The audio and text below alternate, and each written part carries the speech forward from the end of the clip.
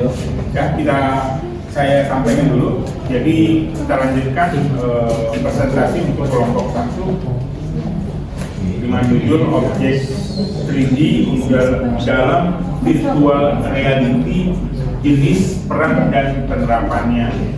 Seperti biasa, presentasi ini kita bagi menjadi 3 sesi.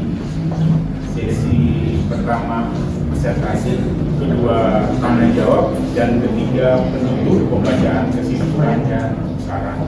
Untuk mempersingkat waktu, ya, waktu dan tempat dipersilakan.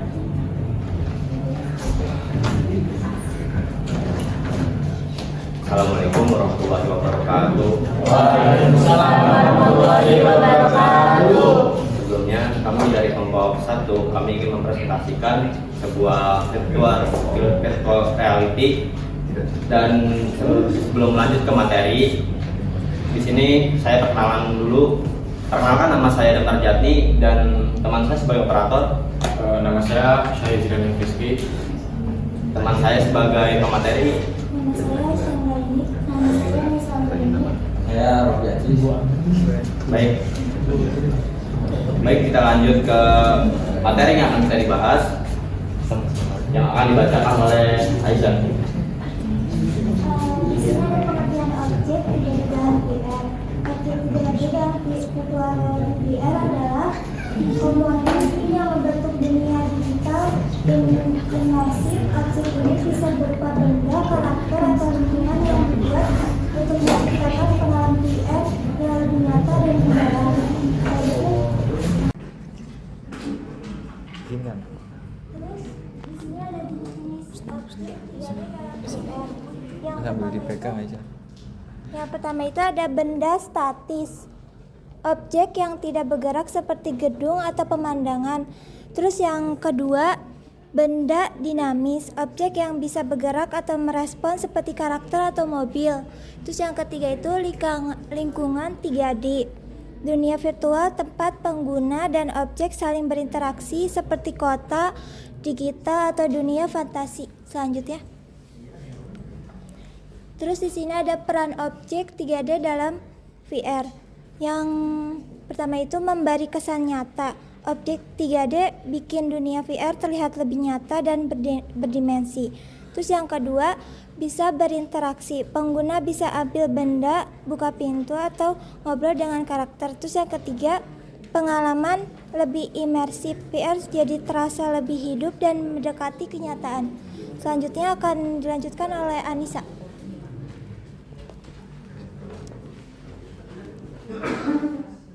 Selanjutnya, adapun dari manfaat virtual reality dan pengguna 3D. Nah, di sini yang pertama ada VR ini membentuk pembelajaran dengan realistis dengan latihan belajar lebih nyata secara simulasi. Nah, yang kedua ada hiburan. Secara imersif, pengguna akan merasakan nyata dalam game atau konser. Nah, yang ketiga ada terapi dan rehabilitas. Nah, ini membantu pemulihan fisik dan mental melalui simulasi latihan. Nah, ini seperti berupa fobia dan latihan motorik interaktif. Nah, yang keempat ada rapat virtual. Ini merupakan pertemuan 3D dengan jarak jauh. Nah, yang kelima ada arsitek dan desainer akan mengevaluasi hasil desain bentuk 3D sebelum diproses pembangunan fisik dimulai. Nah, kemudian ada dampak pada pengguna VR dan 3D. Nah, di sini pertama ada pengguna tidak berlebihan dapat mengurangi interaksi sosial dengan lingkungan sekitar. Nah, yang kedua ada mabuk VR. Pada pengguna, jika terlalu lama akan menyebabkan pusing, mual, dan kelelahan mata. Nah, yang ketiga ada gangguan psikologis. Pada pengguna akan menyebabkan isolasi sosial, kecanduan, dan kebingungan antara dunia nyata dan virtual. Lalu ada biaya perangkat VR-nya itu lebih tinggi.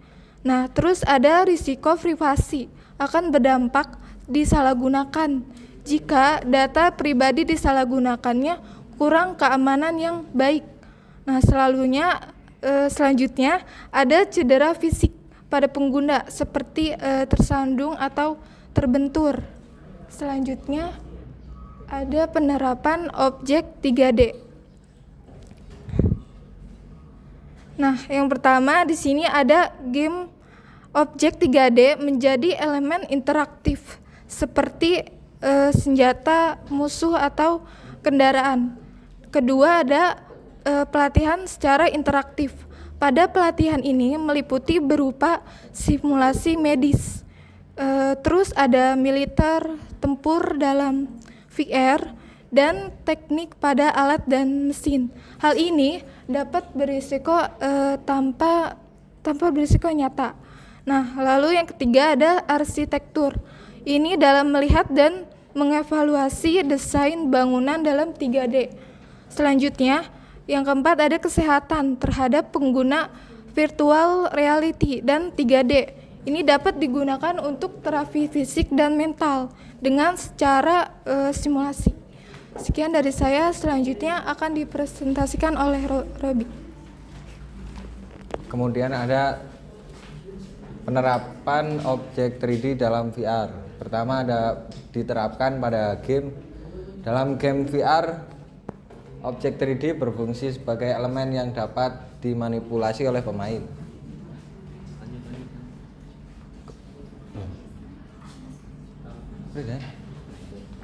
Kemudian ada tahapan dalam penggunaan objek 3D. Pertama ada modeling, texturing, dan rendering.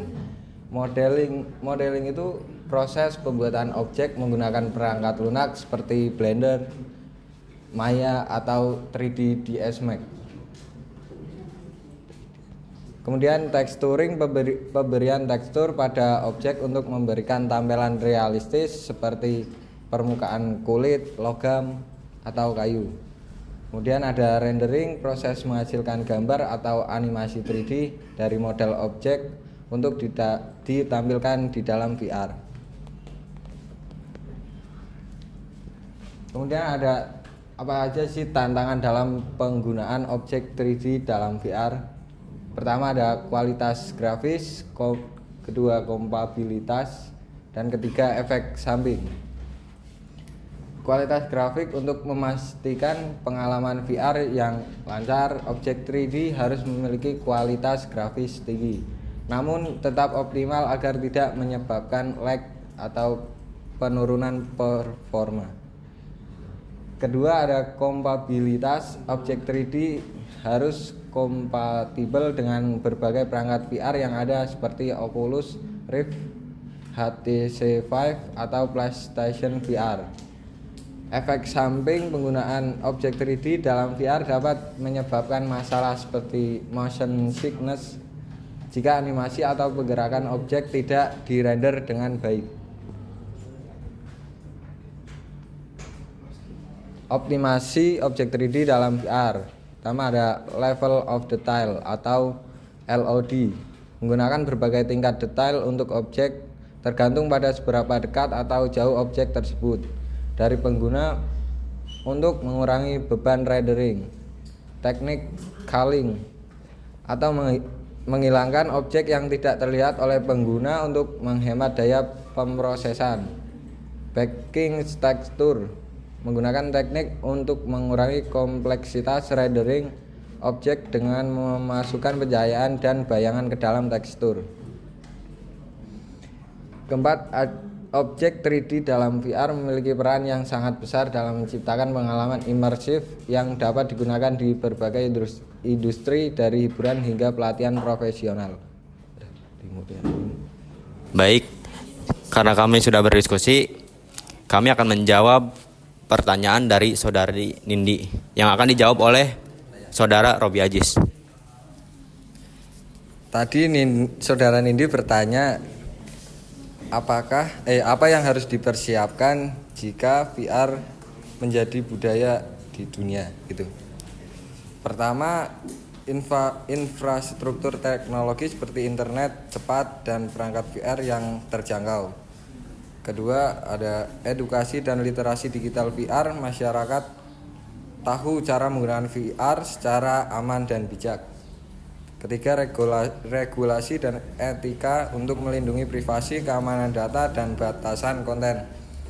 Keempat, dukungan sosial dan psikologis agar keseimbangan antara dunia virtual dan nyata tetap terjaga. Kelima, ada integrasi ke sektor penting seperti pendidikan, kesehatan, dan industri agar manfaat VR maksimal. Seperti itu Nindi, saudara Nindi. Diskusi lagi. Baik, akan lanjut ke pertanyaan selanjutnya. Pertanyaan dari saudara Padlan yang akan dijawab oleh saudara Jidan.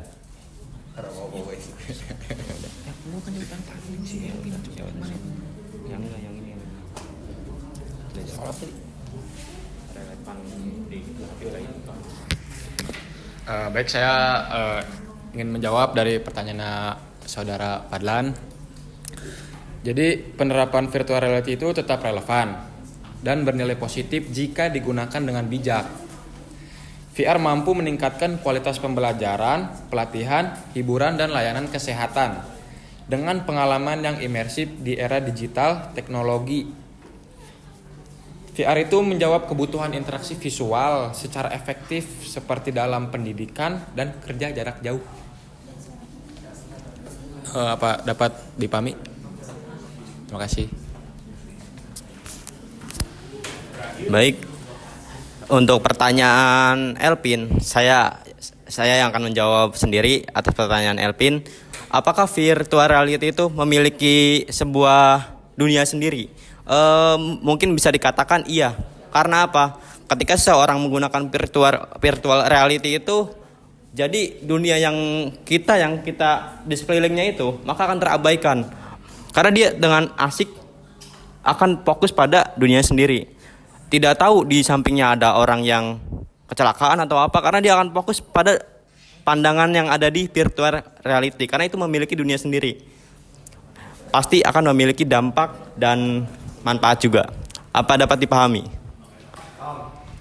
Baik, karena sesi pertanyaan sudah selesai, maka akan lanjut ke sesi kesimpulan. Saran dan kesimpulan. Untuk kesimpulan akan saya sampaikan. Jadi kesimpulannya, objek 3D merupakan elemen penting dalam pengalaman VR karena menentukan beberapa nyata, interaktif, dan fungsional. Suatu dunia virtual menggunakan yang tepat akan meningkatkan keterlibatan dan efektivitas. Nah, baik. Saya ingin bertanya, apakah teman-teman tahu virtual reality itu apa? Teman-teman pernah lihat tidak orang yang memakai kacamata handphone itu? Nah, mereka itu melihat dunia seakan-akan dia berada di situ. Ibaratnya kita ingin melihat sebuah negara di luar negeri tanpa datang ke sana. Jadi mempersingkat waktu. Gimana caranya kita masuk ke sebuah dunia tanpa harus berlama-lama. Jadi kita misalnya mau ke Indonesia atau mau ke Inggris, itu kita langsung masuk gitu. Intinya teman-teman tahu kan virtual reality ini yang dibahas itu apa? Nah, kalau teman-teman mungkin bertanya, apa sih penerapannya, kayak buat apa sih? Kenapa harus dibuat seperti itu? Yang pertama, untuk efisiensi waktu. Dan yang kedua, untuk sebagai game. Terutama pada game. Manusia ingin memasuki dunia game tersebut. Jadi mereka berpikir, bagaimana saya biar bisa masuk ke dalam game? Yaitu menggunakan virtual reality, kacamata yang bisa seakan-akan kita masuk pada dimensi tersebut. Nah, apa sih dampak dan manfaatnya? Kalau manfaat untuk kesimpulan ini, manfaat itu sangat banyak ya, dan sangat relevan untuk di kehidupan nyata karena bisa pembelajaran, bisa untuk medis. Contohnya apa medis? Ketika kita ada sebuah praktik operasi, ketika operasi menggunakan objek nyata, maka akan memiliki resiko yang tinggi. Tetapi ketika dengan menggunakan virtual reality, maka resikonya itu sangat minim. Ketika mau salah atau mau apa, maka tidak akan menimbulkan apapun atau dampak yang berbahaya lah. Nah, untuk kekurangannya apa? Ya kekurangannya itu adanya miskomunikasi antara kita dengan dunia nyata. makhluk sosial kan, kita sebagai makhluk sosial, kita akan teralihkan karena teknologi ini, kita akan teralihkan dari dunia nyata yang tadinya kita sering membantu orang tua atau sering bekerja sama dengan teman atau mengobrol dengan teman, tapi karena ada virtual reality ini, kita akan mengabaikan hal-hal itu di sekeliling kita. Kita tidak akan fokus pada ya apa yang ada di sekitar kita. Itu dampak buruknya. Bahkan ketika ini menjadi budaya, sungguh sangat bahayanya ketika kita tidak ada persiapan. Dari pertanyaan ini kesimpulannya itu kita harus mempersiapkan sebuah kebijakan, sebuah keterbatasan untuk sebuah virtual reality. Kita harus tahu nih hal-hal yang harus menggunakan virtual itu apa. Tidak seharusnya dari pagi sampai sore kita menggunakan hal itu. Jadi ada waktu terbatas. Nah, untuk pertanyaan Padlan, kesimpulannya, apakah relevan digunakan kehidupan nyata? Ya, sangat relevan. Tetapi kita perlu persiapan, kita perlu mendisiplinkan diri kita.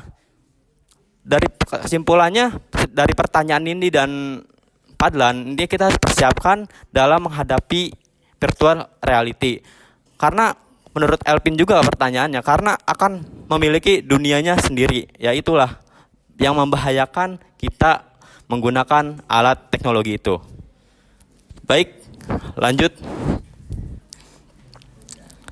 Nah, karena presentasi kita sudah kita paparkan,